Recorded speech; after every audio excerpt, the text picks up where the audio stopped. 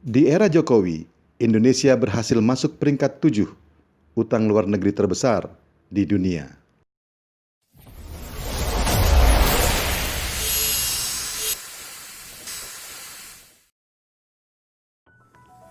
Bank Dunia mengumumkan secara resmi daftar 10 negara berpendapatan kecil menengah dengan nilai utang luar negeri terbesar dan fantastis di dunia.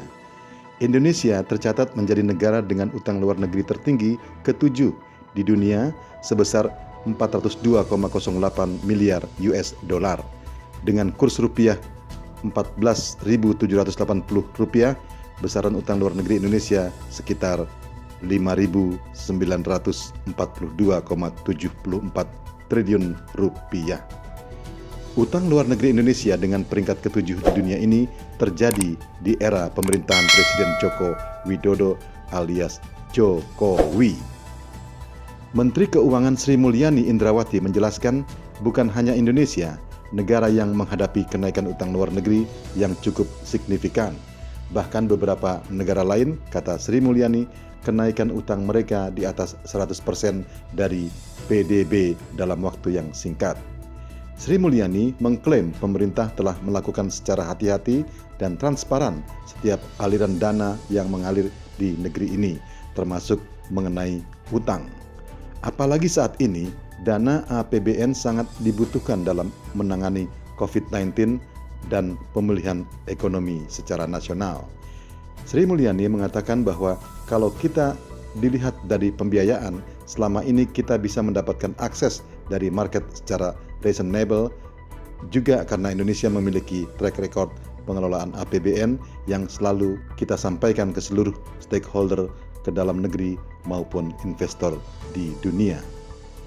Dalam melakukan pembiayaan pun, kata Sri Mulyani, Indonesia sudah memperhitungkan dengan secara seksama bahwa tetap dalam koridor payung hukum. Selain itu, dalam pembiayaan yang berasal dari utang, pemerintah pun sudah melakukan diversifikasi. Misalnya, Sri Mulyani memberikan contoh, Indonesia melakukan diversifikasi utang dengan memperhatikan suku bunga yang berlaku di masing-masing negara. Sri Mulyani mengatakan bahwa kita melakukan diversifikasi yang denominasi dolar dengan euro. Hal serupa juga dilakukan, misalnya saat Indonesia menerbitkan Samurai Bonds. Penerbitan surat itu pun dilakukan karena Jepang telah melakukannya. Sehingga dari sisi currency, pemerintah sadar apa saja yang dilakukan atau yang dibutuhkan dalam memenuhi pembiayaan. Juga pada saat yang sama memanfaatkan suku bunga yang diterapkan di banyak negara dengan suku bunga yang sangat rendah. Juga dari sisi reputasi pun, sebenarnya Indonesia sudah memiliki reputasi peringkat utang yang sudah diakui oleh seluruh dunia. Seperti diketahui, lembaga pemeringkat International Standard and Poor's atau S&P menegaskan bahwa peringkat utang Indonesia di BBB A3 dengan prospek peringkat stabil. Sri Mulyani pun tidak ingin Indonesia seperti Argentina yang telah mengalami gagal bayar atau default 10 kali dalam 100 tahun terakhir. Oleh karena itu, transparansi dan komunikasi kepada investor menjadi modal utama bagi Indonesia untuk bisa mengelola utang luar negeri dengan arif dan bijaksana.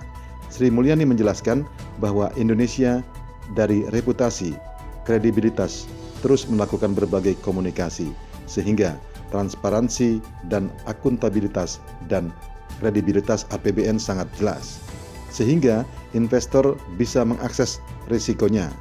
Indonesia dengan sisi reputasinya bisa establish financing.